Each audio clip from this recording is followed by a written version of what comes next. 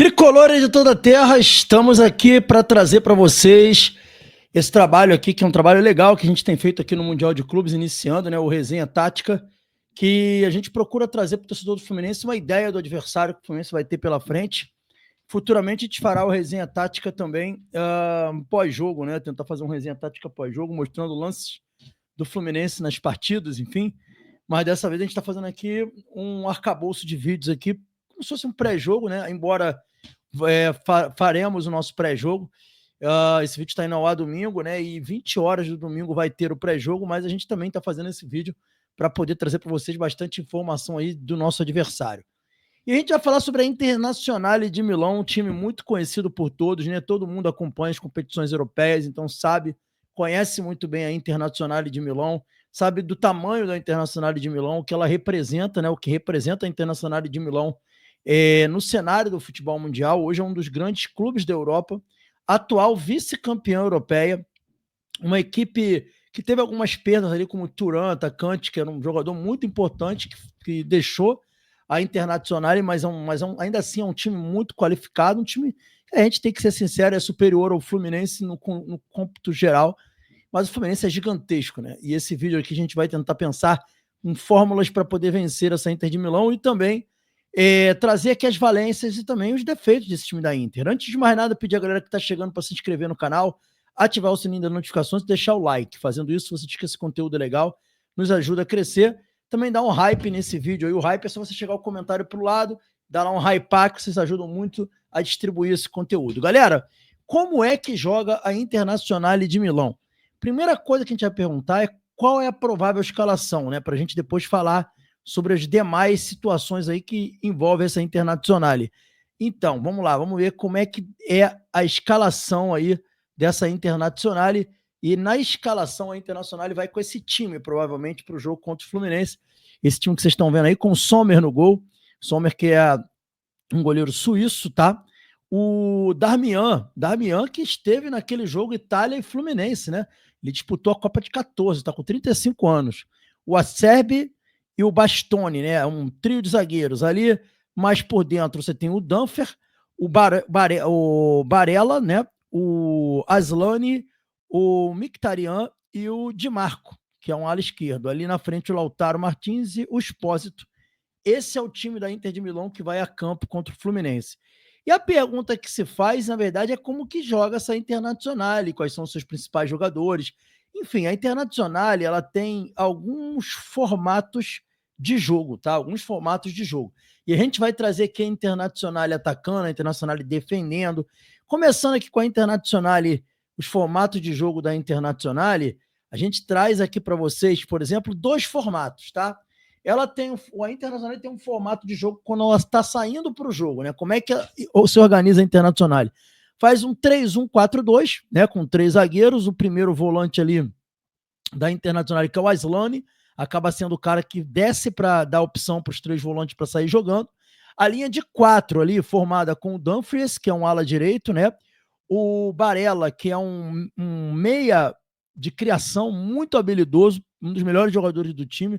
O Mkhitaryan, que também é um meia de ligação que chega no ataque, finaliza, um jogador muito perigoso. E o Di Marco, que é o ala esquerdo, de muita profundidade, jogo drible, né? Um jogador que tem um bom cruzamento e muita velocidade. E na frente o Lautaro Martins, que dispensa comentários, né? E o Espósito, que é um atacante que na última temporada não esteve jogando pela Inter de Milão, está de volta à Inter, e é um jogador de área, um centroavantão.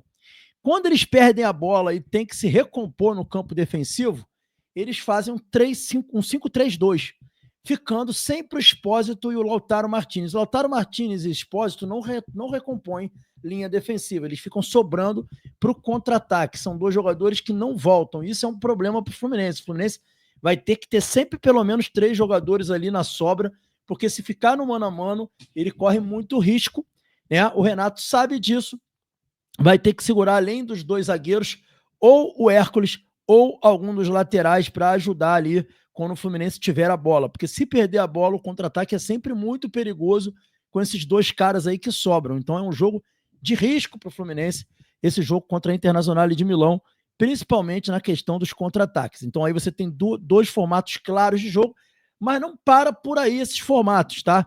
Depois eu vou mostrar como é que fica esse formato com imagens do campo, tá? Mas além desses formatos de jogo que vocês estão vendo aí, a Internazionale também utiliza essa outra formação aqui que eu vou colocar aqui para vocês na tela, que é o 2-4-4.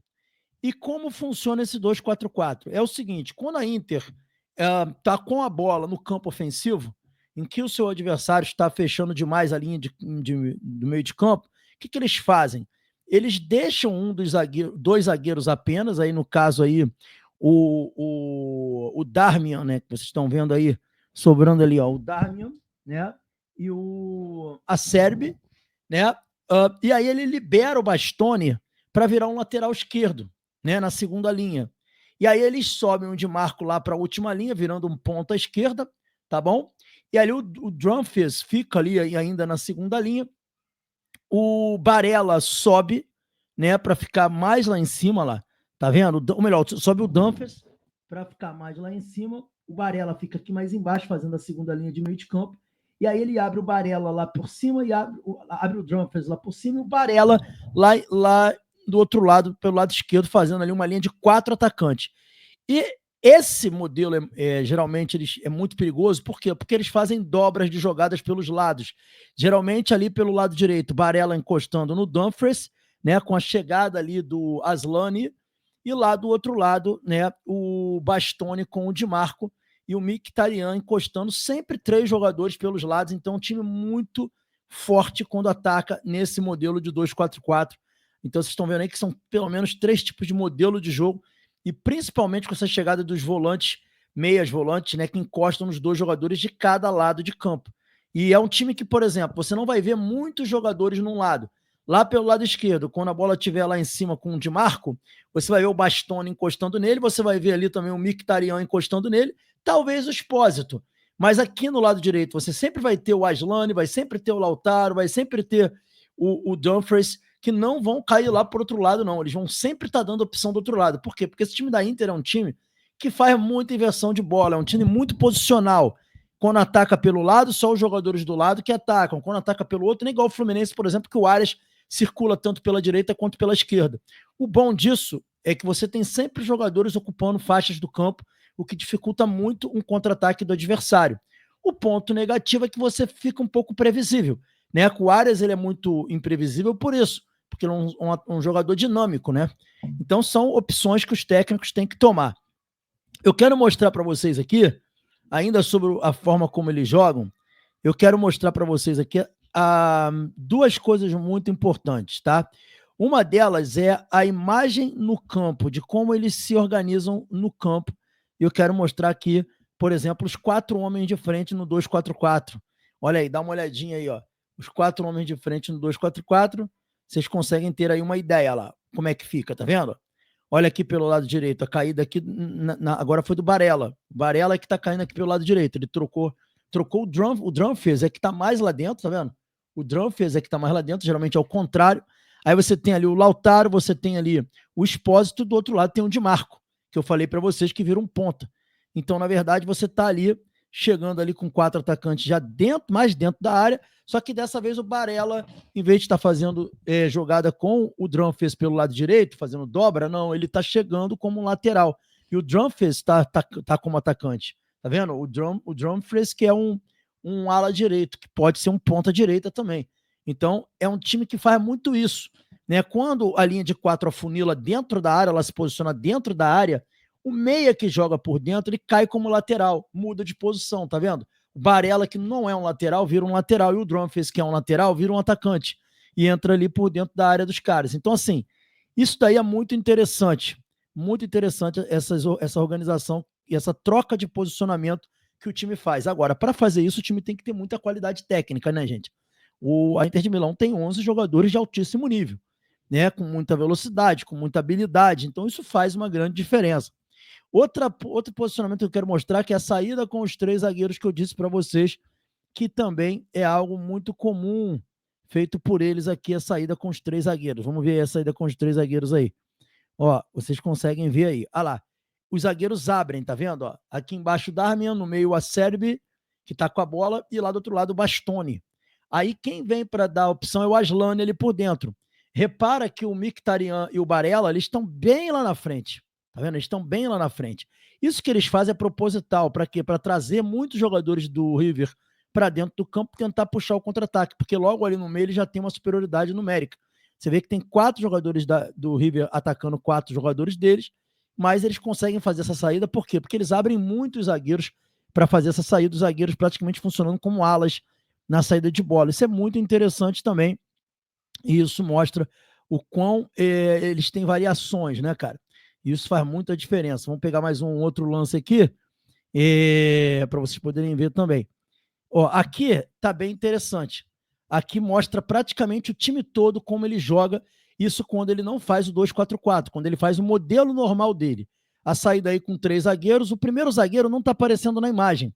Ele está cortado ali na imagem, mas você consegue ver os outros 2 abertos. Você consegue ver o Darmian aqui pelo lado direito e o Bastoni lá em cima. Tá? Isso é quando eles têm a posse de bola, né? A construção do jogo com a posse de bola. Não é quando eles já estão ali muito tempo dentro do campo. Dessa organização que vocês estão vendo aí, eles variam para o 2-4-4. Nessa formação no momento não está o 2-4-4. Nessa formação do momento, eles estão fazendo aí um 3-1-4-2, tá? Como eu falei para vocês, que é um modelo de jogo muito comum deles. Olha lá, eles estão com 3 zagueiros, aí quem está recebendo a bola ali é o Aslani, né, que está recebendo a bola, que é o primeiro volante que joga próximo dos 3 zagueiros. Ele está recebendo a bola. Aqui embaixo você tem o Dumfries, que é o ala direito. Mais para dentro ali você tem o Barella. Do outro lado você tem o Mkhitaryan na linha de 4 ali. E do outro lado o Di Marco. E os 2 atacantes, Expósito e Lautaro Martinez. Esse é o principal formato de jogo da Internazionale de Milão. O que acontece ali? O Dumfries, quando o time, às vezes, o adversário está com a linha muito baixa, o Dumfries ataca mais à frente, vira o atacante e mesma coisa faz lá em cima o Di Marco, mudando do 3-1-4-2 para o que eu falei para vocês, né? Ou para um 3-1-2-4 ou um 2-4-4, entendeu? E eu vou mostrar aqui para você essa variação tática que eu estou querendo dizer aqui. Eu vou mostrar aqui, vou abrir aqui com vocês o quadro tático, e no quadro tático a gente consegue ver essa variação, porque eu não consigo mais colocar a imagem, galera, porque senão eu posso tomar direito autoral, tá? Então eu estou optando por não correr esse risco. Tá aí, ó, é mais ou menos isso aqui que eu estava falando, ó. Você tá com a bola aqui, o Aslani tá com a bola, vocês estão vendo aí, o Aslani tá ali com a bola. Deixa eu ampliar a imagem, que aí fica uma coisa até melhor para vocês poderem ver. Olha lá, o Aslani tá com a bola. O que acontece? Ele tem a opção aqui do Dumfries pelo lado direito, o Barella do lado dele aqui, o Mkhitaryan aqui e o Di Marco lá em cima. Se o Fluminense está pressionando eles geralmente fazem isso, eles vão avançando assim, ó, os atacantes praticamente lá dentro da área, e eles vão fazendo isso aqui, ó, porque o Fluminense está no campo dele, né, pressionando, né, mas não está com linha tão baixa, está num bloco médio ali na marcação. Então eles vão fazer isso aqui, ó. Eles vão estar com a bola aqui, os zagueiros abertos, né? Ó, o Darmian aqui, o Acerbi aqui mais embaixo, e ele com a bola aqui, buscando a opção desses 4 aqui. Agora, se o Fluminense faz isso aqui, ó, marca muito baixo, traz o Arias aqui para trás, fecha tudo, deixa só o EV aqui, o que eles tendem a fazer? Eles tendem a subir o Di Marco, subir o Dumfries, tá? Colocar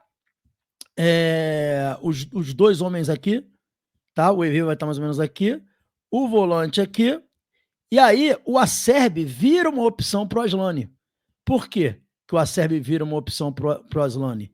Ele vira uma opção para o Aslani porque ele quer aumentar a quantidade de jogadores no campo do Fluminense, tá? Para que eles consigam empurrar o Fluminense mais para dentro do campo do Fluminense, e aí o modelo muda, entendeu? E o modelo muda. Acaba virando aqui uma espécie de 2-4-4. Você vai ver mais ou menos o Aslani caindo para cá, o Acerbi virando aqui Desculpa, o Acerbi fica aqui. O Bastobuc vira como se fosse um lateral esquerdo, e aí o Aslani com a bola. Aí faz isso daqui, eles mudam taticamente para o 2-4-4, tá? O que é importante o Fluminense não fazer para que isso aqui não aconteça? Para que seja melhor que fique os 3 zagueiros. O Fluminense precisa fazer isso aqui, ó. Darmian, Acerbi. Vamos dizer que eles estão começando o jogo dele com os 3 zagueiros, né? Aí o Aslani aqui no meio com a bola, né? Ele está construindo o jogo, aí tem aqui os homens de lado aqui, Porque quanto mais jogador você coloca lá dentro, você empurra o time para dentro. Não pode acontecer. O Arias tem que estar aqui, o Canóbio tem sempre estar aqui, ó. Sempre está aqui, o Everaldo não pode voltar. O Everaldo tem que estar pressionando aqui. E aí o Fluminense se fecha assim, ó, com os volantes aqui. O Fluminense tem que marcar a Internacional de Milão, né, dessa forma. Ele não pode pegar esses 3 jogadores aqui e descer tantos caras. Os caras podem até descer aqui, ó, para ajudar aqui. Mas eles não podem ficar muito aqui atrás. Se eles ficarem muito aqui atrás, eles vão fazer a Internacional e montar uma linha de um 2-4-4. Vão fazer isso acontecer. E não pode acontecer isso. Isso se você optar com o Everaldo como um homem ali para ficar brigando com a linha defensiva. O Everaldo tem que estar aqui, brigando com os zagueiros, né? Sempre brigando com os zagueiros quando os zagueiros forem sair com a bola. Ele sempre tem que estar aqui. E aí o Arias tem que subir, o Canóbio também tem que subir para pressionar, né? E os volantes também não podem dar tanto espaço para essa segunda linha aqui. Isso tem que acontecer. Então o Fluminense precisa pressionar. Ele precisa pressionar essa linha aqui, tá? E se, obviamente, quebrar essa linha com o Aslani, aí sim o Arias tem que voltar para ajudar, o Canóbio também tem que voltar para ajudar. O Everaldo nunca pode voltar, o Everaldo sempre tem que ficar. Então, é muito importante. Você precisa fazer uma marcação, sim, em bloco médio com os meias ajudando no sistema defensivo. Você precisa fazer isso aqui, sim, tá? Xavier sobrando aqui, mas você não pode descer tanto. Você não pode pegar e colocar todo mundo aqui assim, ó, porque senão você faz justamente aquilo que a Inter de Milão quer. O Trump vai subir o Di Marco, e a gente vai começar a ficar muito pressionado no nosso campo. Isso não pode acontecer. Tá, galera? Então, é importante. É um jogo de xadrez, é muito difícil enfrentar um adversário com essas características, sem dúvida nenhuma.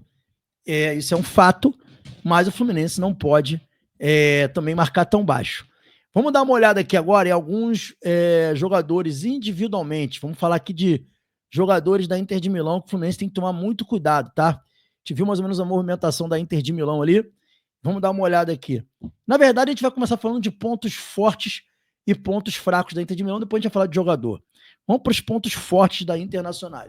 Tá? Eu vou colocar na tela aí para vocês. Pontos fortes da Internacional. A recomposição do time quando perde a bola. Galera, é uma pena não poder colocar imagens aqui, mas a Inter de Milão tem como ponto forte a capacidade absurda de se recompor quando perde a bola. É um time que se recompõe muito rápido, com muita intensidade. Perdeu a bola, os caras já conseguem se organizar, e eles não são assim de atacar a bola porque perderam a bola. Perdeu a bola, ataca a bola, não. Eles perdem a bola e já se reorganizam em linhas. Eles não são como, por exemplo, Paris Saint-Germain, Manchester City, que perde a bola e ataca a bola, não. Eles perdem a bola e a preocupação inicial deles é recompor a linha para não ficar desorganizado. Então é um time que faz isso muito bem mesmo. Outra coisa muito importante, isso aqui, ó, segundo ponto, a pressão sem a bola é sempre muito organizada e muito forte. Quando você dá um passe para tentar pegar as linhas dos caras desarmadas, é impressionante como eles conseguem se antecipar ao jogador que vai receber a bola. O Fluminense vai ter que tomar muito cuidado com isso. Contra o River Plate, que bateram de carteira no Borja, não foi uma brincadeira, assim. Só o Acerbi e o Mkhitaryan, cara, tiveram seis interceptações. Vocês veem o nível de qualidade desses caras. Um time com muita intensidade. A aproximação entre peças. Um time que nunca o portador da bola fica sem opção de passe. O que eu quero dizer com isso? Eu quero dizer isso aqui, ó. Vou mostrar para vocês aqui no quadro tático. Isso aqui, volto a falar, uma pena a gente não conseguir ter as imagens. Mas olha só, no quadro tático a gente consegue ver aqui melhor. É isso aqui, ó. Quando um jogador dos caras tem a bola, tipo o Aslani, ele tem sempre a opção de jogadores próximos a ele, sabe? Sempre tem a opção de jogadores próximos a ele. Ele sempre tem ali o Barella, ele sempre tem o Mkhitaryan quando a bola tá no meio. Quando a bola cai no lado aqui com o Di Marco, o Mkhitaryan vem para cá, o Expósito vem dar opção, o Bastobu vem dar opção, o Aslani cai por aqui. Então, assim, sempre tem 3 jogadores, no mínimo o Di Marco, se pegar a bola, vai ter sempre a opção de 2 jogadores muito perto deles. Sempre muito perto deles, sempre, tá? E normalmente os caras se movimentando, tentando dar espaço onde não tem espaço. Por exemplo, vamos supor que aqui o Hércules fechou 3 aqui. Ele vem para cá, para receber aqui. Aí o Di Marco abre, o Bastobu vem para cá, o Aslani já vem para cá para tentar atacar o espaço do Hércules. O Hércules vem, aí o Nonato fecha, Aí já volta o Expósito para receber, e sempre 3, ó. Sempre 3. É um time que joga com muita solidariedade defensivamente falando. Então, tem essa característica. Outra coisa, mais um ali, ó, a intensidade do time e o dinamismo dos jogadores que se movimentam o tempo todo, dando a opção de passe. É impressionante você ver o Lautaro. O Lautaro uma hora está na direita, outra hora está na esquerda. É um jogador que se movimenta demais, dá muita opção mesmo. Mesma coisa o Expósito. Às vezes troca com o Lautaro. Aí, então, assim, o Di Marco dá a bola, já parte lá no lado esquerdo, aí alguém vem por dentro, ataca o espaço deixado pelo jogador adversário. É um time de muito dinamismo. Outra opção ali, outra característica, as subidas pelos lados do campo. A maioria das jogadas saem pelos lados, com triangulações e a passagem dos alas. Muito comum usarem os lados do campo e essas passagens. O 4, a compactação das linhas, que a gente falou sobre isso, sempre muito aproximadas. Por último, a qualidade técnica dos jogadores é muito acima da média. Muito inteligentes e com passes precisos, sem contar a qualidade do Lautaro Martinez, que é o craque do time.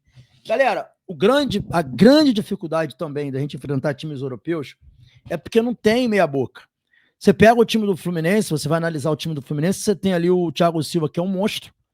Aí você tem o Samuel Xavier, que é um bom jogador. Você tem o Freitas, que é um jogador limitado.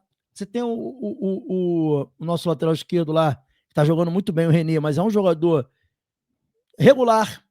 Aí você tem o Hércules, que é uma promessa, mas pode ser que vire um grande jogador. Você tem o Martinelli, que é apenas um bom jogador. Você tem do lado deles ali o Nonato, que é apenas um bom jogador.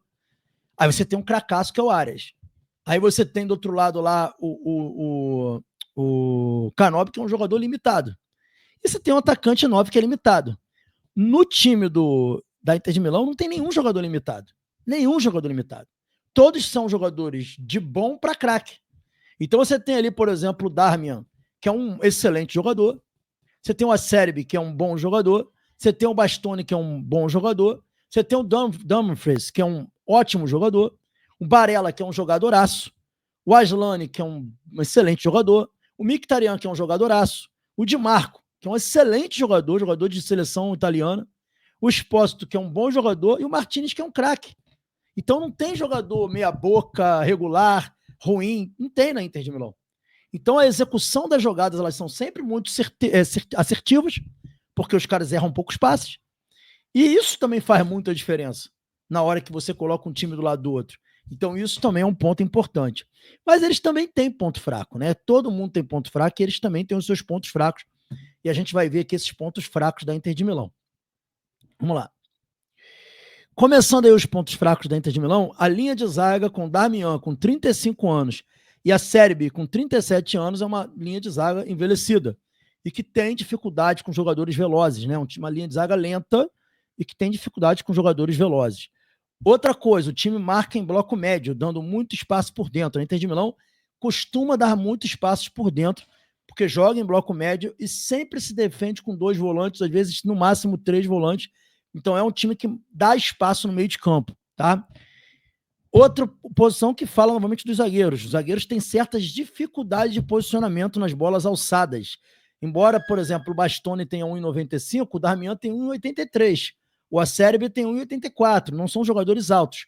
O Bastoni é que tem 1,95 m, mas as bolas na área da Inter de Milão são sempre perigosas, tá? Na última temporada, levou 19% dos seus gols de bola aérea.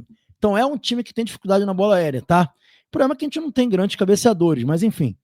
Outra coisa, a Inter dá muito espaço no meio, pelos lados do campo também, devido à sua postura ofensiva. Como os alas da Inter sobem muito, eles deixam muito espaço nas suas costas. Pode ser também uma oportunidade para o Fluminense explorar esses lados de campo da Inter de Milão. Então, aí alguns pontos negativos da Inter para a gente também explorar. Vamos falar aqui agora de alguns jogadores, galera, que são grandes destaques e que o Fluminense tem que tomar muito cuidado para esse jogo. Eu vou citar aqui alguns. Primeiro eu vou começar com o Lautaro, que é o craque do time. Talvez um dos melhores jogadores da Liga Italiana, por exemplo. Vamos começar com o Lautaro Martinez aí. Jogador da seleção argentina, inclusive, né? 27 anos, tem o Lautaro, 1,74 m, é um centroavante, né? Jogador argentino. Dando sequência aqui, vamos para mais umas informações sobre o Lautaro Martinez, que são importantes também. Alguns dados do Lautaro Martinez para vocês. Vamos lá. Ó, o Lautaro, na última temporada, ele fez 52 jogos e fez 24 gols e deu 7 assistências. São números muito bons se a gente considerar que são ligas duríssimas que ele jogou, né? Ele jogou, por exemplo, pela Série A, Campeonato Italiano, 31 jogos, fez 12 gols. No Mundial de Clubes, até agora, nos 3 jogos que jogou, fez 2. Fez 9 gols na Liga dos Campeões de 14 jogos disputados, uma média de quase um gol por jogo. Excelente. Fez gol na decisão da Supercopa da Itália. Então é um jogador que tem uma média excelente e jogou muita bola na partida contra o River Plate. Eu vi também o jogo contra o Barcelona, que ele jogou, foi brincadeira contra o Barcelona. Tá aí Lautaro Martinez, o cara que a gente tem que tomar muito cuidado pela qualidade absurda que tem. Mais um jogador agora aqui, o Barella. Vamos falar do Barella, que para mim é o melhor jogador do meio de campo deles, tá? Vamos ver aí, vamos falar sobre o Barella aí. O Barella é um jogador de 28 anos de idade, italiano, né? Nasceu em Cagliari, tem 1,75 m, é um meia central, como eu falei para vocês. Aquele meia que joga na posição do Ganso, né? Joga na posição ali do Ganso, ali, um meia central. Cai um pouco pelos lados também. E vamos ver aqui alguns dados do Barella na última temporada. Dados excelentes do Barella. O Barella teve 55 jogos na última temporada, fez 3 gols e deu 19 assistências, galera. 19 assistências numa temporada. É um número arrasador. Foi o líder em assistências no futebol italiano. Um número simplesmente espetacular aí do Barella aí para vocês, tá bom? 19 assistências na última temporada, jogando muito o Barella, e é o cara também que a gente tem que tomar muito cuidado. Vamos lá, vamos dar sequência aqui a mais jogadores aqui para a gente poder analisar, e a gente vai aqui para o Di Marco, que é outro jogador também que eu acho que o Fluminense tem que tomar muito cuidado, tá? O Di Marco, vamos lá, vamos ver números do Di Marco aí. O Di Marco é um jogador de 27 anos, 1,75 m, é um lateral esquerdo, que joga até mais como ala nesse time da Inter de Milão, acaba atuando mais como ala o Di Marco. Vamos ver dados aí do Di Marco, dados para a gente poder ver aí. O Di Marco tem aí 4 gols e 11 assistências, isso mesmo. Um número excelente de assistência para um ala esquerdo, hein? Mais um jogador perigosíssimo. Ele faz muita jogada de assistência pelos lados, com passes, cruzamentos, rasteiros. Dá muito gol para os seus companheiros assim. É um jogador também, para mim, um dos mais perigosos desse time da Inter de Milão, que o Fluminense vai ter que tomar muito cuidado, cair em cima do Samuel Xavier. É um jogador perigosíssimo, tá? Perigosíssimo. Vamos ver o Dumfries, que é outro também que o Fluminense tem que tomar muito cuidado. O Dumfries é um ala direito, que joga também como ponta muitas vezes, né? O holandês. São os principais, são os jogadores que mais criam as oportunidades de gol pela Inter de Milão. É o Dumfries pelo lado direito e o Di Marco pelo lado esquerdo, com a aproximação do Barella e do Mkhitaryan. Como eu falei, as jogadas de lado de campo da Inter de Milão são muito perigosas. E o Dumfries tem 29 anos, 1,86 m, não, 88, né? E vamos dar uma olhadinha também nos dados dele, do Dumfries, que é o outro jogador que eu chamo a atenção aqui pra gente também. Vamos lá, vamos ver aqui alguns dados do Dumfries. Tá aí para vocês. Ele tem 11 gols na temporada, é isso mesmo, e 6 assistências. Reparem que bate com o que eu falei para vocês.